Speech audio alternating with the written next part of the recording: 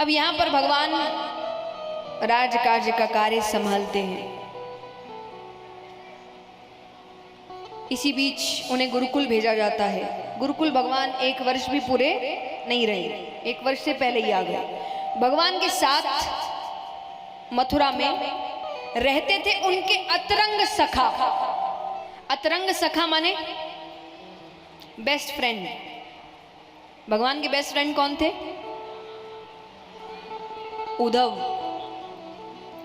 भगवान के best friend कौन थे? उद्धव जी। और बिल्कुल भगवान जैसे थे, वो भगवान जैसे दिखते थे। इतने एक जैसे दिखते थे दोनों कि अगर दूर से उद्धव जी चल के आ रहे तो एक बार के लिए अगर कोई नजर उठा कर देखे तो उनको लगता था श्री कृष्ण चल के आ रहे।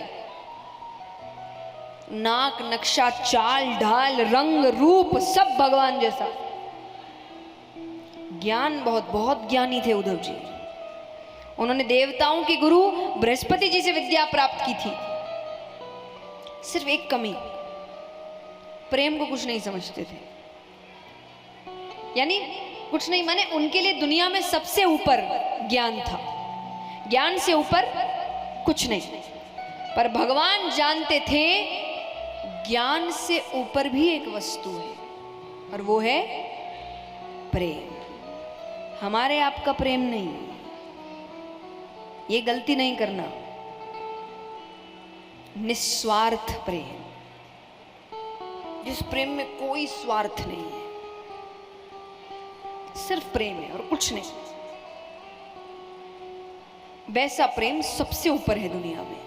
तो भगवान को उनके अंदर ये भाव जागृत करनी थी कि इसको प्रेम समझ आना चाहिए कि प्रेम होता क्या है। मौके ढूंढ रहे हैं, मौका मिल नहीं रहा उनको। अब एक दिन भगवान राजकाज के कार्यों को खत्म करके थोड़ी जल्दी अपने कमरे में आ गए, क्योंकि भगवान के कमरे में एक बड़ी सी खिड़की थी। उस खिड़की से यमुना नदी का तट दिखता था। भगवान आके खड़े हो गए। क्यों? आज भगवान को ब्रज की बहुत याद आ रही है। जैसे यहाँ कई लोग होंगे जिनके बच्चे घर से बाहर पढ़ते होंगे, ऐसे बच्चा भी घर को याद करता है। माँ बाप बच्चों को याद करते हैं, रोज ही करते हैं। लेकिन कुछ कुछ खास दिन होते हैं जब बहुत भयानक याद आती है। तब ऐसा लगता है कि आज वो दिख जाए, आज मिल ले। भगवान के लिए आज वही दिन है। उनको ब्रज की बहुत याद आ रही है। वो आगे खड़े हो गए कि आज मुझे कोई दिख जाए, यशोदा मैया दिख जाए, नंद बाबा दिख जाए, कोई ग्वाला दिख जाए, कोई गोपी दिख जाए, मुझे कोई तो दिख जाए। अब भगवान देख रहे हैं कि सामने से भगवान को आए बहुत समय हो गया ना, तो नए ग्वाले आ गए हैं, तो गैया चराकर लौट रहे थे।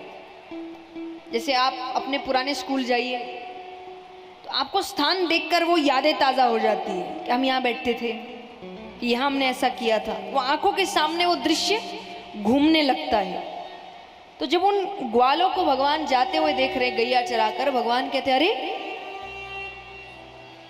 ये तो वही समय है जब मैं, श्रीदामा, मुदमंगल, मधुमंगल, बलदाऊ भैया, हम सब गैया चराकर घर लौटते थे।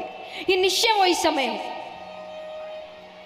और एक बार के लिए यादों का ऐसा भाव उठा कि भगवान भूल गए कि वो कहाँ हैं। और भगवान जोर जोर से चिल्लाने लगे, अरे श्रीदामा रुको, अरे मैं भी आ रहा हूं, अरे भैया जल्दी चलो, आज तो बहुत देर हो गई।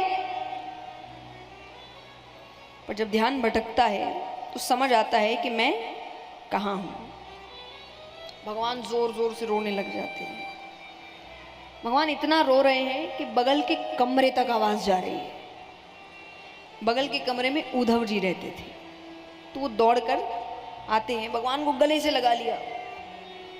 भगवान रोए जा रहे हैं, रोए जा। उद्धव जी कह रहे प्रभु आप रो रहे हैं, अरे आप तो ये रोना धोना प्यार मोहब्बत इनसे परे है, सुख दुख ये आप पर थोड़ी लागू होता है, आप क्यों रो रहे हैं? भगवान कहते मुझे ब्रज की बहुत याद आ रही है। देखिए भगवान कहते हैं कि आप भगवान को जिस रूप में भजते हैं ना, वो आपको उसी रूप में भजते हैं। आप नृत्य में भजिए, वो आपको नृत्य करते मिलेंगे। आप खुशी में भजिए, वो आपको खुश मिलेंगे। आप उनकी याद में रोएंगे, वो आपको याद करके रोएंगे। भगवान कहते मुझे जो जिस भाव से भजता है मैं उसे उसी भाव में मिलता हूं। और भगवान को पता है कि ब्रज में एक एक व्यक्ति रो रहा है, तो भगवान कहते उनकी याद में मैं रो रहा हूं, मुझे उनकी बहुत याद आती है।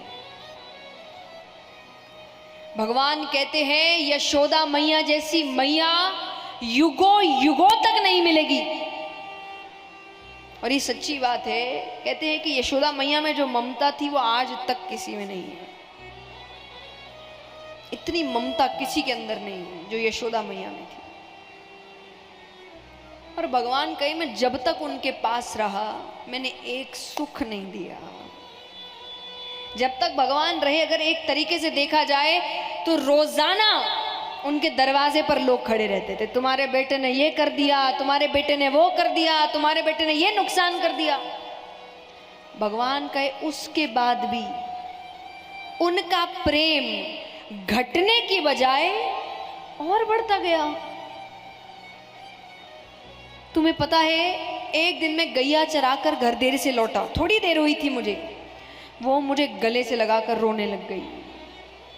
वो कहती कन्हैया तू देर मत किया कर, तू समय पर घर नहीं आता ना मेरा मन विचलित हो जाता है, मेरा कलेजा अपनी जगह छोड़ देता है, तू घर समय पर आ जाया कर।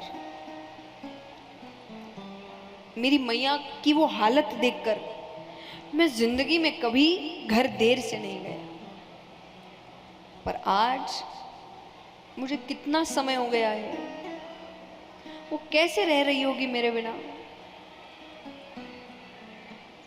भगवान कहते नंद बाबा जैसे बाबा युगों युगों तक नहीं मिलेंगे। अरे मेरे बाबा जानबूझ के जूतियां नहीं पहनते थे और घर से बाहर जाकर खड़े हो जाते थे, क्योंकि उनको पता था अब कन्हैया उनकी जूतियां सर पर लेकर आएगा और आकर करेगा बाबा आपने जूतियां नहीं पहनी, अरे मैया बरजेगी ना, जल्दी से पहन लो। मैं अपने हाथों से उनको जूतियां पहनाता था, सिर्फ इस दृश्य के लिए मेरे बाबा रोज यही करते थे। भगवान कहते उद्धव मैं दावे से कहता हूं, मैं जब से यहां आया हूं ना मेरे बाबा ने जूतियां नहीं पहनी होगी। भगवान कहते उससे भी ज्यादा दुख मैंने उन भोली भाली गोपियों को दिया है। एक दिन यशोदा मैया ने मुझसे कहा कि तू उनके यहाँ क्यों चोरी करता है? अरे वो गरीब है, वो जो दूध दही माखन बेचती है, जो पैसे आते हैं वो उससे ही भोजन करती है, तू उनका नुकसान कर देता है, उस दिन वो क्या खाएंगी? मैं कई दिन तक चोरी करने नहीं गया।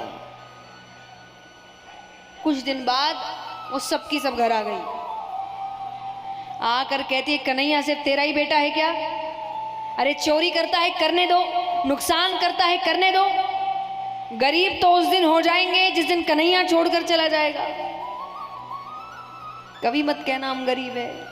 भोजन तो उस दिन नहीं करते जिस दिन वो चोरी करने नहीं आता।